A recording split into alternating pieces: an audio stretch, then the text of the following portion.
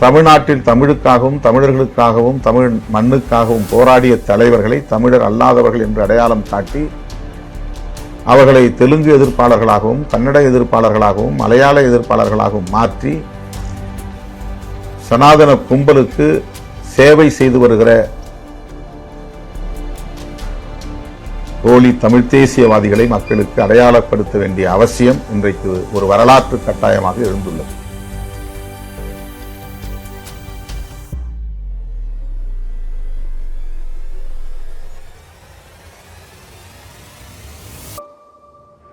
நம்ம பண்ணை இயற்கை அங்காடி தொடர்புக்கு 87 54 44 92 99. உலகில் எங்கு பிறப்பினும் தமிழ் கற்கலாம் கற்பிக்கலாம். ஔவையார் பாடசாலை .org. அன்பார்ந்த தோழர்களே, என் உயிரின் உயிரான விடுதலை சிறுத்தைகளே, அனைவருக்கும் வணக்கம். கடந்த ஜனவரி 29 கரும்புலி முத்துக்குமார் நினைவு நாளில் உரையாற்றுகிற போது நான் விடுத்த அறிவிப்பு, விரைவில் தமிழ் தேசிய எழுச்சி மாநாடு நடைபெறும் என்பதாகும். இயக்கத்தோழர்கள் ஆங்காங்கே இந்த மாநாட்டுக்கான பணிகளில் கவனம் செலுத்த தொடங்கியுள்ளனர். சுவர் எழுத்து விளம்பரங்களை தொடங்கியுள்ளனர். சமூக ஊடகங்களில் பரப்புரைகளை மேற்கொண்டு வருகின்றனர். சில இடங்களில் அதற்கான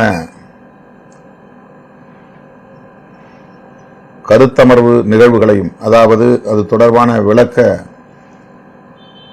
கருத்தரங்கம் போன்ற நிகழ்வுகளையும் ஒருங்கிணைத்து வருகின்றனர். இது தொடர்பாக அண்மையிலே உயர்நிலைக்குழு கூட்டம், இணைய வழி கூட்டம் நடைபெற்றது. பொதுச் செயலாளர்கள் உள்ளிட்ட முன்னணி தோழர்கள் 20க்கும் மேற்பட்டவர்கள் அதிலே பங்கேற்றனர். பேசிய முன்னணி தோழர்களில் பலர், பெரும்பாலோர், இடையிலே சட்டமன்ற பொதுத் தேர்தல் வருகிறது, தேர்தலுக்கான பணிகளில் நாம் கவனம் செலுத்த வேண்டிய தேவை இருக்கிறது, எனவே தேர்தலுக்கு பின்னர் ஒரு தேதியை முன்கூட்டியே அறிவித்தால் அதற்கான உத்வேகத்தோடு இயக்கத்தோழர்கள் செயல்பட முடியும். ஒருபுறம் தேர்தல் பணி, இன்னொரு புறம் மாநாட்டு பணி என்று ஒரே நேரத்தில் இவற்றை முன்னெடுக்க இயலாது. வாக்குச்சாவடி முகவர்களை நியமிப்பது, வாக்குச்சாவடி பணிக்குழுவை நியமிப்பது, முகவர் நிலை 1, முகவர் நிலை 2 என்கிற அந்த வாக்குச்சாவடி முகவர்கள் நியமனமும் இன்னும் முழுமையடையவில்லை. நிலை 1 பட்டியல் மட்டும் நாம் தேர்தல் ஆணையத்தின் பார்வைக்கு முன்வைத்திருக்கிறோம், அவர்களுக்கு அனுப்பி வைத்திருக்கிறோம். ஆனால் தேர்தல் நிலை 2, அதாவது பூத் லெவல் ஏஜென்ட், வாக்குச்சாவடி முகவர் 2, நிலை 2 என்று அந்த பொறுப்பாளர் யார் யார் என்பதை தெரிவு செய்து அந்த பட்டியலை இன்னும் நாம் தேர்தல் ஆணையத்திற்கு வழங்கவில்லை. அது மிக மிக விரைவாக செய்து முடிக்க வேண்டிய பணி. இவ்வாறான இக்கட்டு இருக்கிற சூழலில் மாநாட்டை தேர்தலுக்கு முன்னர் நடத்துவது ஏற்புடையதில்லை என்ற கருத்தை முன்னணி தோழர்கள் பலரும் முன்வைத்திருக்கிறார்கள். நாம் தேர்தலுக்காக மாநாடுகளை எப்போதும் கூட்டியதில்லை. அந்த அடிப்படையில் தான் நான் முத்துக்குமாரின் வீரவணக்க நிகழ்வில் தேர்தலை மறந்த நிலையில்தான் இந்த அறிவிப்பை செய்தேன் என்று சொல்லலாம். ஏனென்றால் தேர்தலை விடவும் ஆண்டுதோறும் நாம் நடத்துகிற மாநாடுகளைப் போல இந்த ஆண்டும் நாம் நடத்த வேண்டிய மாநாடு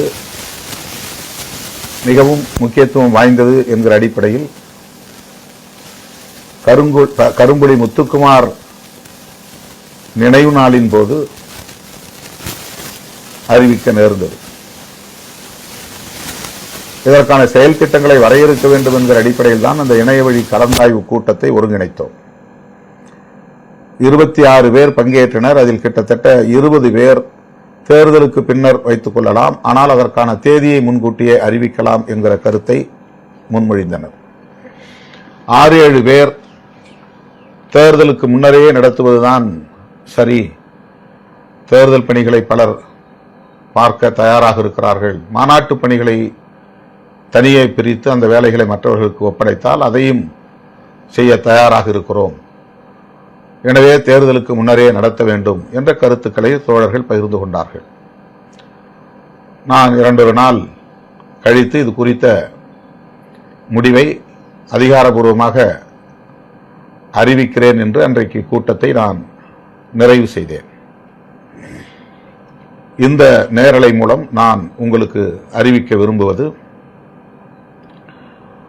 மாநாடு தேர்தலுக்கு முன்னர் நடத்துவதற்கான ஏதுவான ஒரு சூழல் இல்லை. எனவே தேர்தல் முடிந்து மே மாதம் 17ஆம் தேதி, மே 17 அண்ணன் பிரபாகரன் அவர்கள்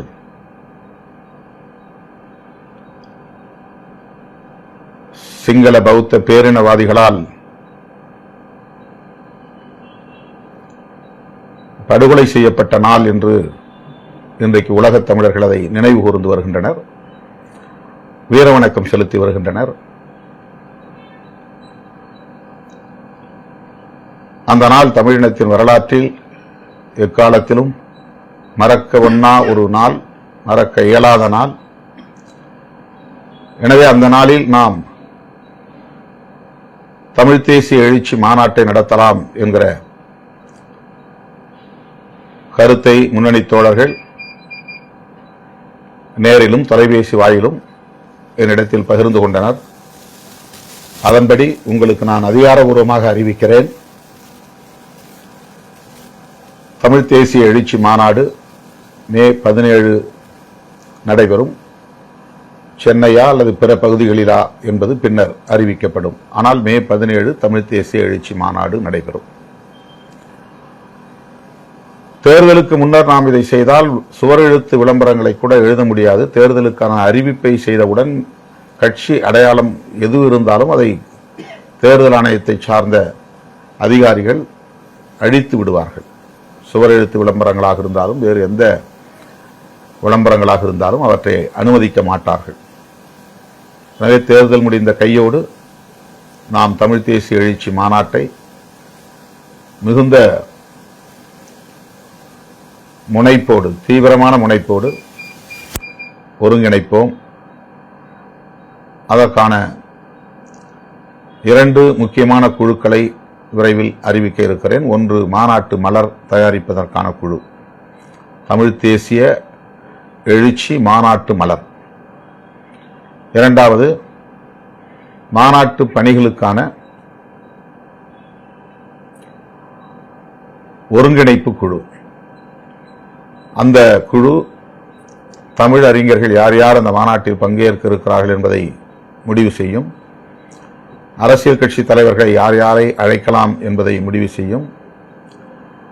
1 நாள் அல்லது 2 நாள் என்று தொடர்ச்சியாக காலை மாலை என பல அமர்வுகள் கொண்டு இந்த மாநாட்டை விரிவாக நடத்தலாமா, அல்லது வெகுமக்கள் பங்கேற்கிற திறந்தவெளி மாநாடு மட்டும் வழக்கம் போல நடத்தலாமா என்பது குறித்து அந்த மாநாட்டு பணிக்குழு அல்லது ஒருங்கிணைப்பு குழு முடிவு செய்து அறிக்கை அளிக்கும். எனவே மாநாட்டு மலர்குழு மற்றும் மாநாட்டு ஒருங்கிணைப்பு குழு விரைவில் அறிவிக்கப்படும் என்பதை தெரிவித்துக் கொள்கிறேன். மே 17 தமிழ் தேசிய எழுச்சி மாநாடு. 2 நாட்களில் அதற்கான 2 பணிக்குழுக்கள் நியமிக்கப்படும். தமிழர் இறையாண்மை மாநாட்டை நாம் நடத்தினோம். அது மிகப்பெரிய தாக்கத்தை தமிழக அரசியலில் ஏற்படுத்தியது. செங்கல்பட்டு அருகே உள்ள மறைமலை நகர் என்கிற பகுதியில் மிகப்பெரிய அளவில் மக்களை திரட்டி ஐநா பேரவையில் முகப்பு எப்படி இருக்குமோ அது போன்ற பின்னணி, மேடை பின்னணியை அமைத்து உலக நாடுகளின் கொடிகள் பறக்கிற இடத்தில் தமிழர்களுக்கென்று ஒரு கொடி பறக்கும் என்று நாமே ஒரு கொடியை வடிவமைத்து அந்த கொடியை ஏற்றி வைத்து தமிழர் என்பது வெறும் இனமல்ல, அது ஒரு இறையாண்மை என்கிற ஆளுமையை கொண்ட இனம், ஒரு நீண்ட நெடிய பாரம்பரியம் உள்ள இனம், அனைத்து துறைகளிலும் வளர்ச்சியடைந்து செழுமையுற்று வலிமையோடு இயங்குகிற ஒரு இனம். எனவே அந்த இனம் தனக்கான இறையாண்மையோடு இயங்கிக் கொண்டிருக்கிறது என்பதை உலகுக்கு உணர்த்தக்கூடிய வகையில் தமிழர் இறையாண்மை மாநாடு என்கிற மாநாட்டை நாம் 2009 அந்த காலகட்டத்தில் நடத்தியிருக்கிறோம். 2008 மரண தண்டனை ஒழிப்பு மாநாடு, அதன் பின்னர் எழும் தமிழீழம் மாநாடு, அதற்கு அடுத்து தமிழர் இறையாண்மை மாநாடு, இப்போது தமிழ் தேசிய எழுச்சி மாநாடு. இந்த இயக்கத்தின் கொடியை வடிவமைக்கிற போது அந்த கொடியின் நடுவில் உள்ள விண்மீன் அல்லது நட்சத்திரம் 5 முனைகளை கொண்டிருக்கிறது. அந்த 5 முனைகளுக்கான கருத்து என்ன என்பதை வரையறுத்தோம். 1990-91 காலகட்டத்தில் முற்றிலும் புதிதாக கொடி, கொள்கை, கோட்பாடு ஆகியவற்றை வரையறை செய்து, இதுதான் சிறுத்தைகளின் கொடி, இதில் நீலம் சிவப்பு சரிபாதியாக இணைந்திருக்கும், நடுவில் 5 முனைகளை கொண்ட நட்சத்திரம் உள்ளது, அந்த 5 முனைகளும் 5 கொள்கைகளை குறிப்பதாக இருக்கும். 1 சாதி ஒழிப்பு, 2 தமிழ்த் தேசியம், 3 பெண் விடுதலை அல்லது மகளிர் விடுதலை, 4 பாட்டாளி வர்க்க விடுதலை, 5 ஏகாதிபத்திய எதிர்ப்பு என்று இந்த 5 கொள்கைகளை அறிவிப்பு செய்தோம். அப்போது கொடியின் நடுவில் உள்ள நட்சத்திரத்தில் சிறுத்தை, பாயும் சிறுத்தை பொறிக்கப்பட்டிருந்தது. இந்த பாயும் சிறுத்தை தான் விளிம்புநிலை மக்களுக்கான விடிவெள்ளி என்று உணர்த்தக்கூடிய வகையில் நட்சத்திரத்தை விடிவெள்ளியாகவும், அந்த விடிவெள்ளி பாயும் சிறுத்தைதான் என்பதாகவும் அதற்குரிய விளக்கத்தை நாம் 90களின் தொடக்கத்தில் அளித்திருக்கிறோம். அதற்கான துண்டறிக்கைகளை அப்போதே அச்சிட்டு வெளியிட்டிருக்கிறோம். இந்திய அரசியல் வரலாற்றில் ஒரு கட்சி தனக்கான அரசியல் அறிக்கையில், மேனிஃபெஸ்டோ என்கிற அரசியல் அறிக்கையில் சாதி ஒழிப்பை ஒரு முக்கியமான கொள்கையாக முன்மொழிந்த முதல் இயக்கம் விடுதலை சிறுத்தைகள் கட்சி. சாதி ஒழிப்பை கொள்கை அளவில் ஏற்றுக்கொள்வது என்பது வேறு, கொள்கை அறிக்கையிலேயே அதை அதிகாரபூர்வமாக அறிவிப்பது என்பது வேறு. இடதுசாரி கட்சிகள் சாதியை ஒழிக்க வேண்டும் என்பதில் உடன்பாடு உள்ளவர்கள். திராவிடர் கழகம் உள்ளிட்ட திராவிட இயக்கங்களும் கூட சாதியை ஒழிப்போம் என்று சொல்லுவதில் உடன்பாடு உள்ளவர்கள். ஆனால் நான் அறிந்த வரையில் கடந்த சில 10 ஆண்டுகளில் உருவான எந்த அரசியல் கட்சிகளிலும் அல்லது 100 ஆண்டுகளுக்கு முன்பு உருவான கட்சிகளாக இருந்தாலும் அந்த கட்சிகள், எந்த ஒரு கட்சியிலும் சரி, அந்த கட்சிகள் சாதி ஒழிப்பை தமது முதன்மையான கொள்கையாக பிரகடனப்படுத்தியதில்லை. விடுதலை சிறுத்தைகள் கட்சி அதை பிரகடனப்படுத்தி இருக்கிறது. தேசியவாதம் இங்கே பல கோணங்களில் முன்மொழியப்படுகிறது. இந்தியாவையே ஒரு தேசமாக ஏற்றுக்கொள்ளுகிற தேசியவாதம், தமிழ்நாட்டை ஒரு தேசமாக கருதுகிற ஒரு தேசியவாதம். தமிழ்நாட்டை ஒரு தேசமாக முன்மொழிவது மொழிவழி தேசியம். இந்தியாவையே ஒரு தேசமாக ஏற்று அதை ஒரு தேசமாக கட்டமைப்பது என்கிற தேசியவாதம் காங்கிரஸ் பார்வையில் ஒன்று, பிஜேபி பார்வையில் வேறொன்று. இரண்டும் ஒன்றல்ல.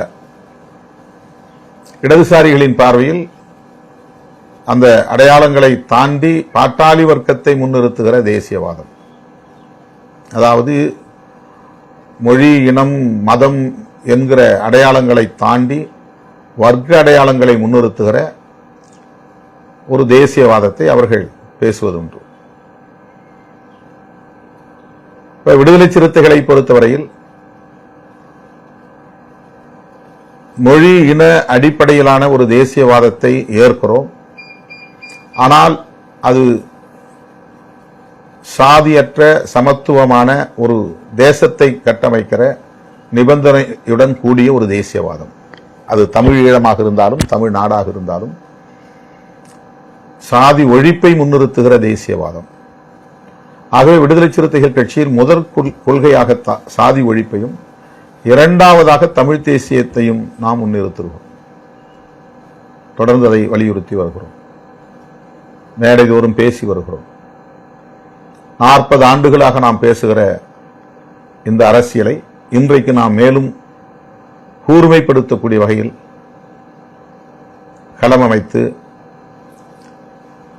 அவ்வப்போது மொழி இன முரண்பாடுகளின் அடிப்படையிலான போராட்ட களங்களை அமைத்து செயலாற்றி வருகிறோம். அந்த வரிசையில் ஒன்றுதான் தமிழ் தேசிய எழுச்சி மாநாடு. இந்த வரலாறு தெரியாத கும்பல், சனாதனத்திற்கு துணை போகிற கும்பல், RSS பிஜேபி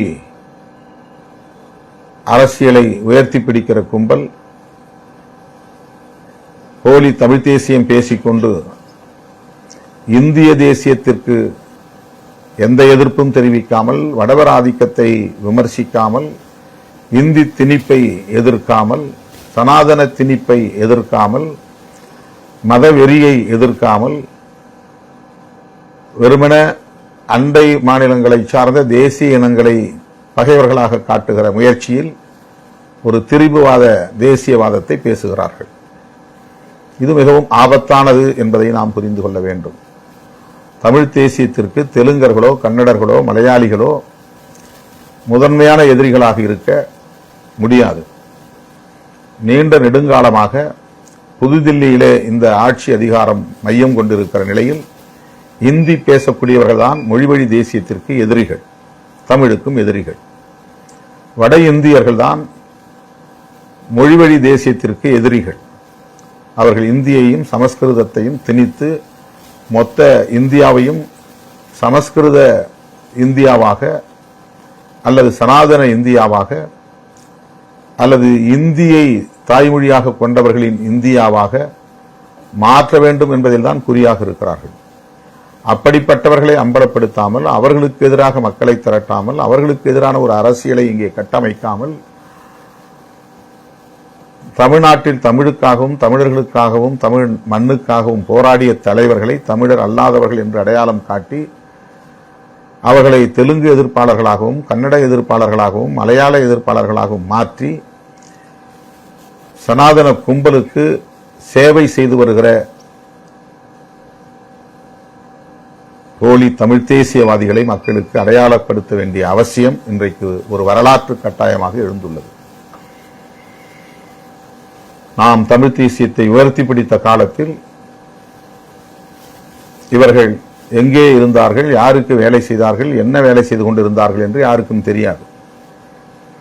ஏதோ இன்றைக்கு நாம் போட்டியாக யாருக்கோ ஒரு போட்டி என்கிற அடிப்படையில் இதை அறிவித்ததாக சிலர் பிதற்றிக் கொண்டிருக்கிறார்கள்.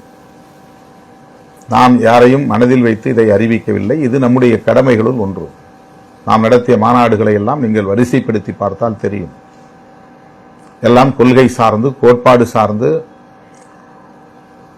சனாதன சக்திகளை அம்பலப்படுத்தக்கூடிய வகையில், சாதி ஒழிப்பை உயர்த்தி பிடிக்கக்கூடிய வகையில் நாம் செயல்பட்டு வருகிறோம். அந்த அடிப்படையில் தான் அண்ணன் பிரபாகரன் அவர்களும் தமிழீழ தேசியவாதத்தை முன்வைத்தார். தமிழீழம் என்கிற தனிநாடு கோரிக்கையை முன்வைத்தார். சாதி எதிர்ப்பில் உறுதியாக இருந்தார். மதவாத அரசியலை ஒருபோதும் அவர் தொட்டதில்லை. தங்களை இந்துக்களாக அவர் ஒருபோதும் அடையாளப்படுத்திக் கொண்டதில்லை. அப்படிப்பட்ட அந்த தலைவர் சாதி எதிர்ப்பில், சாதி ஒழிப்பில் உறுதியாக இருந்தார் என்பதை என்னோடு அவர் தனிமையில் உரையாடியதை, கருத்துக்களை பகிர்ந்து கொண்டதை நான் முத்துக்குமார் நினைவேந்தல் நிகழ்வில் முன்வைத்தேன். இதை சகித்துக் கொள்ள முடியாத ஒரு கும்பல் அண்ணன் பிரபாகரன் அவர்களுக்கு எதிராக நான் பேசிவிட்டேன் என்பதை போன்ற ஒரு திரிபுவாதத்தை தொடர்ந்து முன்வைக்கிறார்கள்.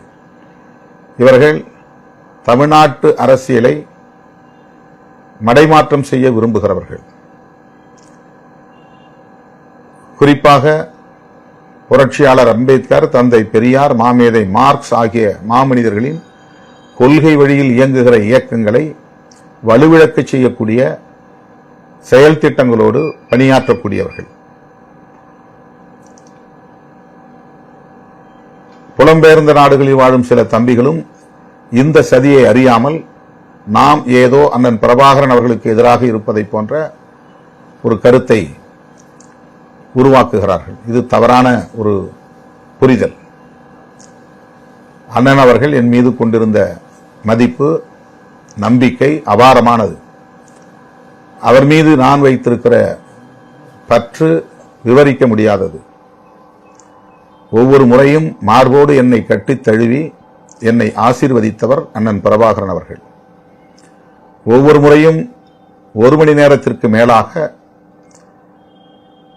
என்னோடு அவர் கருத்துக்களை பகிர்ந்து கொண்டார் என்பது கலப்படமில்லாத உண்மையாகும். இவர்கள் சொல்லுவது போல் அண்ணன் உயிரோடு இருந்தால் நிச்சயம் அதை சரி என்று அவர் ஒப்புக்கொள்வார். ஆனால் நாம் இங்கே பேசுகிற சாதி ஒழிப்பு அரசியல் பிஜேபிக்கு பிடிக்கவில்லை. நாம் இங்கே பேசுகிற சாதி ஒழிப்பு அரசியல் RSSக்கு உடன்பாடானதில்லை. நாம் இங்கே பேசுகிற சாதி ஒழிப்பு அரசியல் சனாதன கும்பலுக்கு எரிச்சலை தருகிறது. ஆகவேதான் மன்னர்களை பற்றி நான் பேசிய கருத்துக்கு முதலில் கண்டனம் தெரிவித்தது பிஜேபி. பிஜேபியை சார்ந்த சில தலைவர்கள் உடனே அவர்களோடு சேர்ந்து கொண்டு தமிழ் தேசியம் பேசக்கூடியவர்களும் அவர்கள் வழியில் நின்று நம்மை கடுமையாக விமர்சிக்கிறார்கள். இவர்களெல்லாம் யார் என்பது அவ்வப்போது அவர்கள் தம்மைத்தாமே அம்பலப்படுத்திக் கொள்கிறார்கள்.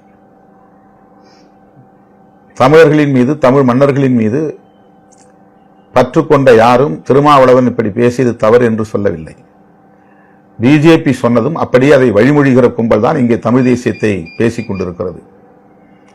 அவர்கள்தான் இன்றைக்கு நமக்கு எதிராக இல்லாத பொல்லாத அவதூறுகளை எல்லாம் அள்ளி இறைக்கிறார்கள்.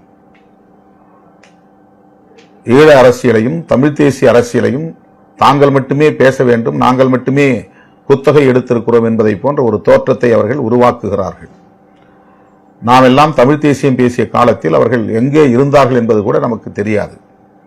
இந்த அரசியல் களத்தில் அவர்கள் அப்போது இல்லவே இல்லை என்பதுதான் உண்மை. திராவிடம் வேறு, திராவிட அரசியல் என்பது வேறு. திராவிட தேசியம், திராவிட அரசியல் இரண்டும் ஒன்று. திராவிடம் என்பது அரசியல் கலப்பில்லாத, அதாவது கட்சி அரசியல் கலப்பில்லாத, கட்சி அரசியல் என்பது வேறு, அரசியல் என்பது வேறு. அரசியல் என்பது அனைவருக்குமானது. கட்சி அரசியல் என்பது ஒரு குழுவுக்கானது, அந்த கட்சியை ஏற்றுக்கொள்ளக்கூடியவர்கள் முன்வைப்பது. ஆகவே திராவிட தேசியம் என்பதோ திராவிட அரசியல் என்பதோ திராவிட முன்னேற்ற கழகம் போன்ற அரசியல் கட்சிகளின் கருத்து அல்லது நிலைப்பாடு அல்லது செயற்பாடு ஆகும். திராவிடம் என்பது தீகா உருவாவதற்கு முன்பே உருவான கருத்தியல். திராவிடம் என்பது சனாதனிகளால் வெறுக்கப் பெற்ற ஒரு அரசியல் கருத்தியல். திருஞான சம்பந்தரை திராவிட சிசு என்று ஆதிசங்கரரே விமர்சித்திருக்கிறார்.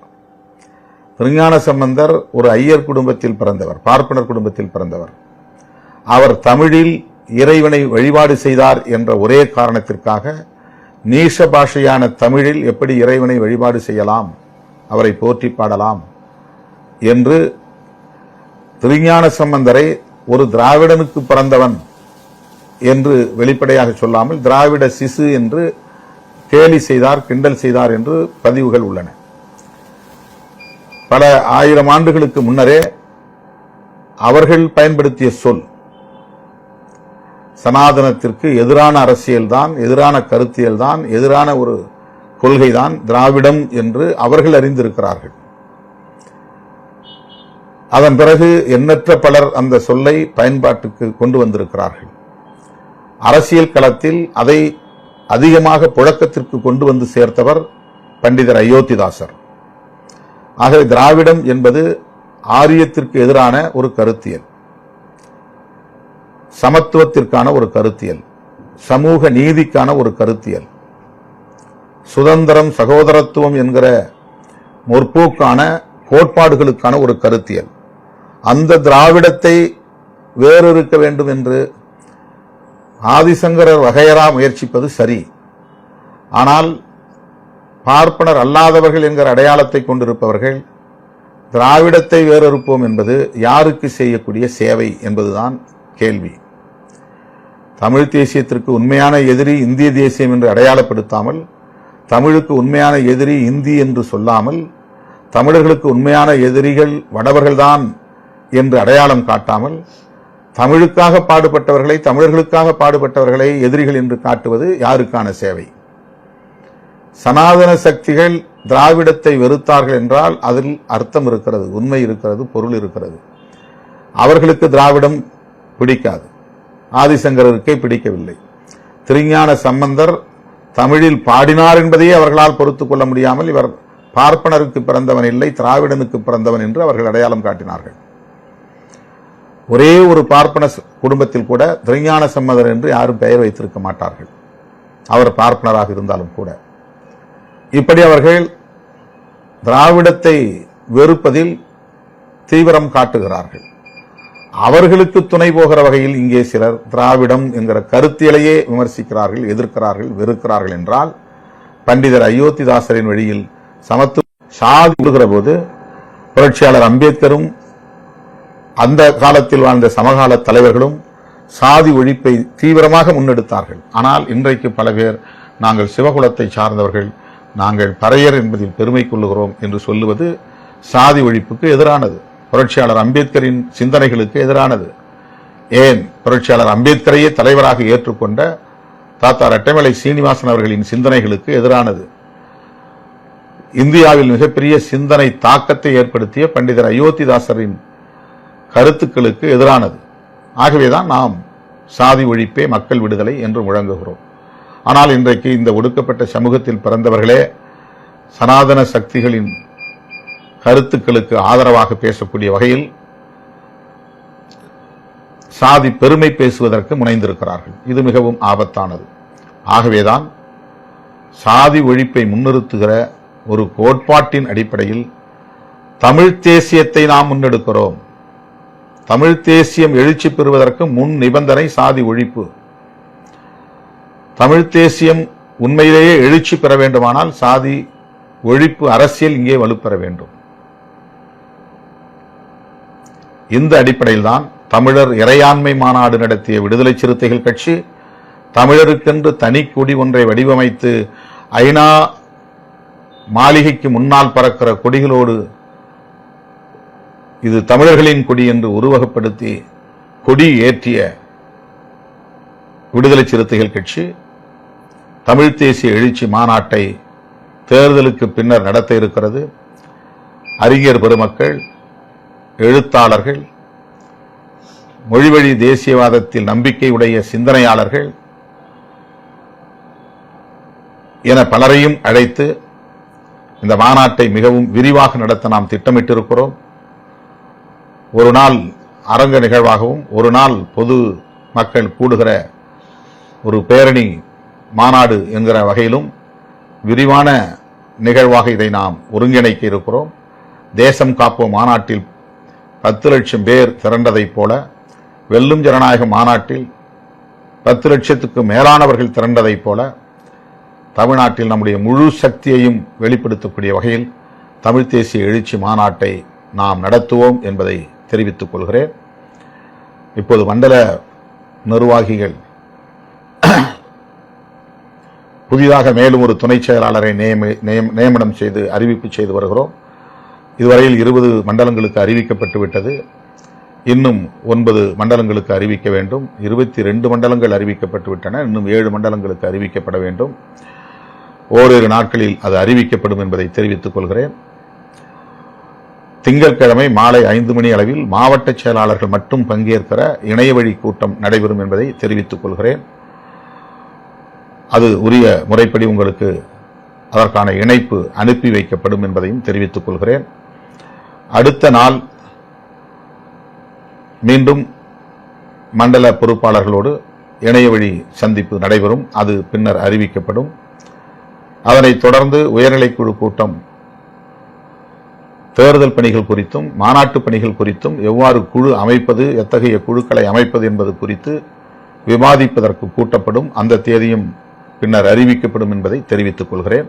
அனைவருக்கும் நன்றி, வணக்கம்.